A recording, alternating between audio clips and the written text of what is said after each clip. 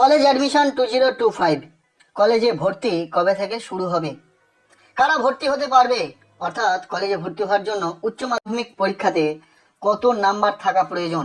যারা সদ্য উচ্চ মাধ্যমিক পাশ করেছো তোমরা কবে থেকে ফর্ম ফিল আপ করতে পারবে কলেজে ভর্তির জন্য?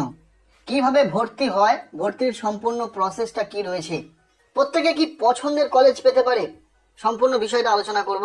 কাজেই তোমরা যদি এই একটি ভিডিও খুব মনোযোগ দিয়ে শেষ পর্যন্ত দেখো তাহলে আশা রাখবো তোমরা কলেজ অ্যাডমিশন সংক্রান্ত একটা ধারণা পেয়ে যাবে।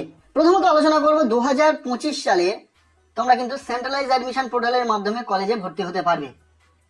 বিগত বছরগুলিতে উচ্চ মাধ্যমিক পাশের পর ছাত্রছাত্রীরা প্রতিটা কলেজে আলাদা আলাদা ভাবে ফর্ম ফিল আপ করতো, অনলাইনে ফর্ম ফিল আপ করতে হতো প্রতিটা কলেজের আলাদা আলাদা ওয়েবসাইট থেকে। সেক্ষেত্রে সেটা যেমন ব্যয়বহুল ছিল তেমনি সে হয়তো তার পছন্দের কলেজে পেয়ে উঠতো না।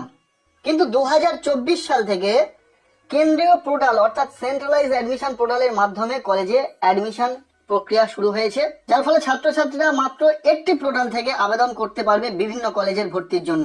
সেন্ট্রালাইজ অ্যাডমিশন পোর্টালের মধ্যে 461টি কলেজ রয়েছে।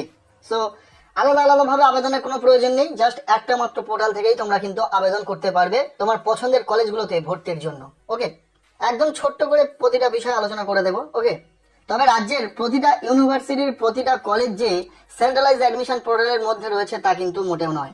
যাদবপুর ইউনিভার্সিটি অথবা এই ধরনের বেশ কিছু কলেজ অথবা কোনো কাস্ট ভিত্তিক কলেজ থাকলে সেগুলো কিন্তু সেন্ট্রালাইজ পোর্টালের মধ্যে যুক্ত নেই। কোন কোন কলেজ সেন্ট্রালাইজ অ্যাডমিশন পোর্টালের মধ্যে রয়েছে সেটা তোমরা সহজেই কিন্তু সেন্ট্রালাইজ অ্যাডমিশন পোর্টালে গিয়ে দেখে নিতে পারবে। তবে এখনো পর্যন্ত 2025 সালের জন্য এখনো পর্যন্ত সেন্ট্রালাইজ অ্যাডমিশন পোর্টাল ওপেন হয়নি। যে তথ্যগুলো ওখানে রয়েছে সেগুলো কিন্তু গত বছরের। তবে খুব শীঘ্রই আগামী 1 মাসের মধ্যে সেন্ট্রালাইজ অ্যাডমিশন পোর্টাল ওপেন হবে, যেখান থেকে ছাত্রছাত্রীরা কিন্তু অ্যাডমিশনের জন্য ফর্ম ফিল আপ করতে পারবে। ফর্ম ফিল আপের পরে অনেক প্রসেস রয়েছে, চয়েস ফিলিং, অটো আপগ্রেডেশন। ওকে, সমস্ত তথ্য নিয়ে পরবর্তীতে আস্তে আস্তে ভিডিও দিতে থাকবো।